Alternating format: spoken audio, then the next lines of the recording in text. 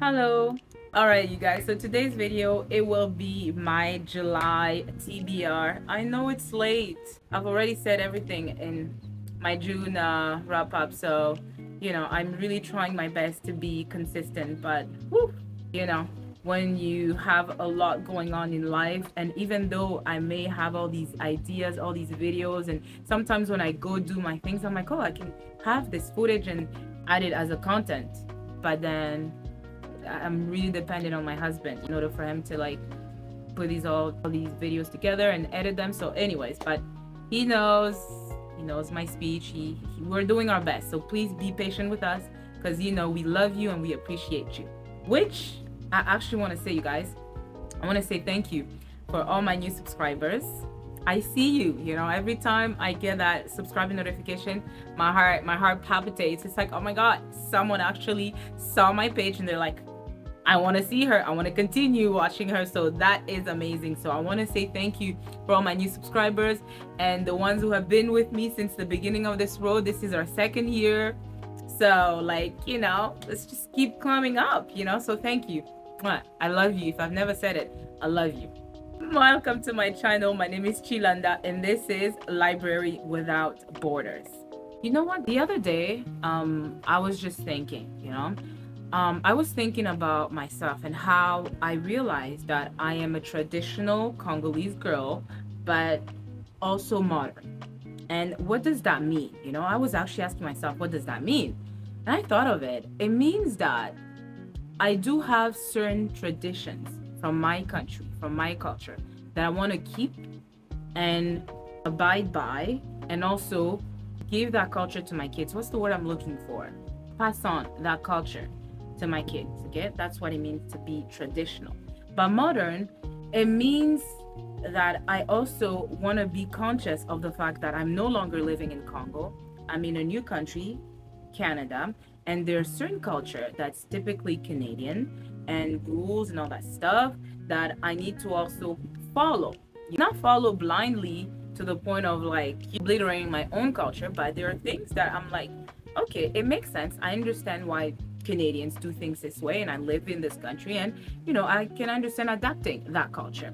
So having said that, as I said the other day, I was thinking, I was like, if someone was to ask me, like, just a situation, unfortunately, if you don't do this, your children are not gonna survive, like they're gonna. And I thought of it, I'm like, am I that kind of person that will die for her children? Because you know how they always say in movies and sometimes in real life, or when you're in love, they're like, I will die for you. And then I was like, would I die for someone? Me? Then it came. No. So in the case of my children, I wanna discuss that with you. I will literally talk to that person and be like, yo, is there another way? Something, anything, anything but that option. I will do anything, but not that. No. If he says no, then I was like, okay, you know what? How about husband? And he died for the children and I still live to, I know, I was just thinking, but then I was like, okay, honestly, if there's no other options, of course I would lay my life down for my children, but just my children. Nobody else. Not my mom, my dad, my siblings. And then for husband, no, I love him to death though. What I mean is like till death do us part, like not in a way where I would die for him. Nope. I thought of that, guys. And then I also thought of the fact that how women decided that we had to be equal. Imagine that person now is like, okay, it's either you or either hubby or me who dies. Then I was like, Bay and I, since now we're like equal in this society, right? There's no more of that, oh no, I will die for you, baby. No, I know Bay can now tell me we can flip a coin. Your head, I'm tail. May the best outlive. Okay. I just thought of that. Like, nowadays, women can no longer be, oh, in a chivalry society, oh, you'll die for me. No. You decided that you wanted to be equal, so now you can also die for the husband. So there you have it. So I knew, it literally hit me that we're in such society. Anyways, you guys, that was like something. Yeah, anyways. So as I said, today's video, I wanted to share the books that I will be reading. So Some of these books, you already seen it in my June TBR. I didn't get a chance to read them in June, so I am reading them in this month. So I will not do the synopsis or anything like that because you guys already know what they're all about. But I finished reading this, and you know what? D Ruxel, you were right. I actually like this book. I tabbed it. First of all, I was like, oh, let me just read it, so to get it over with. I didn't think it was actually going to be a good story. And it was a good story. I can't wait to talk to you about this book at the end of the month. And then I started reading this book. So you can see I'm right here. And it's the Sheltering Sky. It's a bit slow, but I'm hoping to get really through it. And of course, I will be eventually, hopefully, getting to these this month. You already heard about these books. And of course, not learning from the previous month, I've decided to add even more books to this TBR. And by the time I'm filming this, y'all, like I said, we're the second week of July. So go figure. So I thought I'd add 4 more books and see how big they are. It's not that they're like small books, huh? I want to read this story, The Diplomat's Daughter, by Karen Tanabe. I know why I bought this book, because it was part of my book haul. And it says, during the turbulent months following the 1941 bombing of Pearl Harbor, 21-year-old Emi Kato, the daughter of a Japanese diplomat, is imprisoned in a Texas internment camp. She feels hopeless until she meets handsome young Christian Lange, whose German-born parents were wrongfully arrested in un-American activities. Together they discover that love can bloom in even the bleakest circumstances. Ooh, I think that's why. Y'all just see the premise? Come on. Isn't it inviting? Isn't it intriguing? When Emi and her mother are abruptly sent back to Japan, Christian enlists in the U.S. Army, with his sights set on the Pacific front, and he hopes a reunion with Emi, unaware that her first love, Leo Hartmann, the son of a wealthy Austrian parents and now a Jewish refugee in Shanghai, may still have her heart. Okay, all right, I have to bomb this. I need to start reading this right now. Fearful of bombings in Tokyo, Emi's parents send her to a remote resort town in the mountains.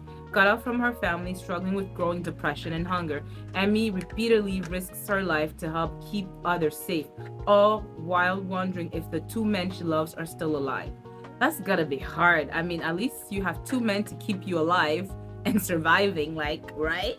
A Christian struggles to adapt to life as a soldier. His unit pushes its way from the South Pacific to Okinawa, where one of the bloodiest battles of the war awaits them. Meanwhile, in Japanese-occupied Shanghai, Leo endures the squalor of the Jewish ghetto until a confrontation with a Nazi officer threatens his life. For each man, Emi Kato inspires courage against all odds. Yo, I need to boost this. Literally after the other book, I'm reading that next. Next, we have Daughter in Exile by BC Ajapon. So, where is this from? Lola is 21 and her life in Senegal. Ooh, Senegal. I have yet to read a book from Senegal. So, an aspiring writer and university graduate, she has a great job, a nice apartment, a vibrant social life, and a future filled with possibility. But fate disrupts her world when she falls for Armand, an American Marine stationed at the U.S. Embassy. Her mother, a high court judge in Ghana, disapproves of her choice. But nothing will stop Lola from boarding a plane for Armand and America. That fateful flight is only the beginning of an extraordinary journey. Lola has traded her carefree existence in Senegal for the peerless position of an undocumented immigrant in 1990s America. Y'all know why I chose these books, right? Y'all know that these books are uncharacteristically just interesting. I just wanted to say that word. She encounters adversity that would crush a less determined woman. Her fate hangs on whether or not she'll grow in courage to forge a different life from one she'd imagined, and whether she'll succeed in putting herself and her family together again. Yep, there you have it. I need to read these 2 books. I'm telling you, before the end of this month, I will get to these 2 books. If I have to sacrifice some of these books, but these 2 need to be read this month, okay? The Mountains Sing by Nguyen Phan K Mai. I know I just butchered the name, but I tried. Y'all can attempt if you want and do a better job than me. So, she is. Did I show you? Did I saw a picture of the author here? Oh, look at her. Nice, huh? Nice looking woman. Okay, so what's this story about? Set against the backdrop of the Vietnam War, The Mountain Sing tells an intimate, enveloping story of 4 generations of the Tran family, as seen through the eyes of the matriarch, Tran Du Lan, and her granddaughter, Huang. Du Lan was forced by the communists to flee her family's prosperous farm during the land reform in 1955. With 5 or 6 children, she embarks on a perilous journey to keep them safe. I apologize, you guys. I mean, everybody's Sunday, everybody's cutting their grass. Some people started early in the morning, so sorry. On a perilous journey to keep them safe, and is forced to make unthinkable choices along the way. Years later, in Hanoi, she survives the American bombardment with young Wang, whose parents and uncles have left to fight in the conflict that continues to tear both her family and her beloved country apart. As Wang comes of age, awaiting word of her mother and father, Du Lan gradually reveals the secrets of her past, teaching her granddaughter indelible lessons about not only what it takes to survive, but what it means to live with courage, grace, and compassion. Oh, I know these stories. I don't know. Asian literature is quite dominant in this file, right? Okay. For no particular reasons, I'm not sure that it's Asian heritage. No. I just pick the books. Like I said, I'm one of those. I look at my TBR and I'm like, yeah, I'm feeling this. Before I even read the synopsis, even though I might have read it during my book haul, but now I'm like, I look at it, I'm like, okay, I need to read this. So this is Something Wild, Hannah Halperin. One weekend, sisters Tanya and Nessa Bloom pause their respective adult lives and travel to the Boston suburbs to help their mother pack up and move out of their childhood home. For the first time since they were teenagers, sharing a bunk bed over a decade ago, they find themselves in the place where long-kept secrets were born, where jealousy, comfort, anger, forgiveness, and repulsion coexist with the fiercest love and loyalty. What they don't expect is for their visit to expose a new, horrifying truth. Their mother, Lorraine, is in a violent relationship. Oh. As Tanya urges Lorraine to get a restraining order, Nessa struggles to reconcile her fondness for their stepfather with his capacity for brutality. Their differing responses to the abuse bring up the sisters' shared secret. A traumatic, unspoken experience from their adolescence has shaped their lives, their sense of selves, and their relationship with each other and the men in their lives. I don't know. I have a bad feeling about this. Was there a rate? I don't know. There might be triggering factors here. I don't know. In the midst of this family crisis, they have no choice but to reckon with the past and face each other in the present, in the hope that there's a way out of the violence so deeply ingrained in the Bloom family. Told in alternating perspectives that deftly interweave past and present, Something Wild is a magnetic, unflinching portrait of the bond between sisters, as well as psychologically acute exploration of the legacy of divorce, the ways trauma reverberates over generations, and how it might be possible to overcome the past. Okay, there you have it, you guys. Those are the books I hope, like every time, to get through for the month of July. So if any of you have read any of these books, let me know. If you guys are excited to pick it up, also let me know. But if not, if you want to comment, that'd be appreciated. But like I've seen everybody else do it. If you don't want to comment, please do leave me an emoji of a sun for summer, summer vibes. I'd really appreciate it. So on this note, please don't forget to like, comment, subscribe, and share. And I will see you in my next video. Ciao.